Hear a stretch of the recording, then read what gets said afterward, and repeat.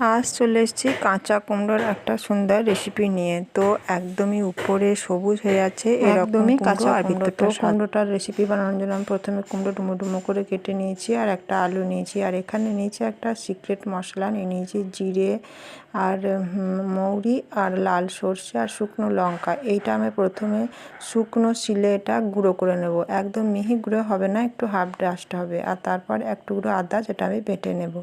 এখন কড়াইয়ে তেল দিয়ে এক টুকরো তেজপাতা দিয়ে আলু আর কুমড়ো কাটাগুলো একটু নেড়ে চেড়ে নেব।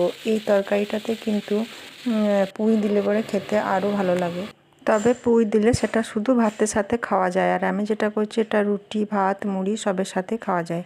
তো যাই হোক, একটু নাড়াচাড়া করার পর আমি দিয়ে দিলাম আদা বাটাটা। এখন দিয়ে দেবো পরিমাণ মতো লবণ আর হলুদ।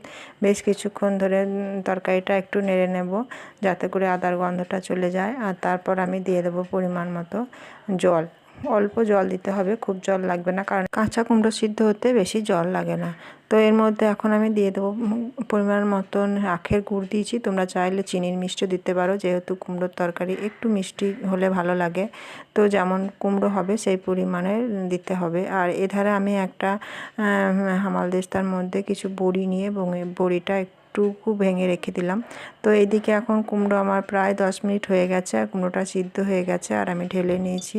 আর কড়াইয়ের মধ্যে দিয়ে দিয়েছি তেল, আর তেলের উপর দিয়ে দিয়েছি 5 ফোড়ন, শুকনো লঙ্কা, টুকরো করা পেঁয়াজ আর থেতো করা রসুন। তো এগুলো দেওয়ার পর আমি বড়িটাও একটু ভেজে নেব একটু এভাবে। আর বড়িটা ভেজে নেওয়ার পর যে মশলাটা আমি শুকনো ডাস্ট করে নিয়েছিলাম সেটাও দিয়ে দেবো। হালকা গ্যাসে বেশ কিছুক্ষণ টাইম ধরে এটা বেশ ভালো করে নেড়ে চেড়ে নিলে একটা সুন্দর গন্ধ আসবে। এই গন্ধটা যখন আসবে তখনই আমি দিয়ে দেব ওই আগের থেকে সিদ্ধ করে রাখা কুমড়োটা।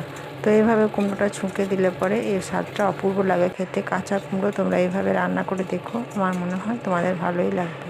তো বেশ কিছুক্ষণ টাইম ধরে এটা নেড়ে নিয়ে কুমড়োটা ঢেলে দেবো।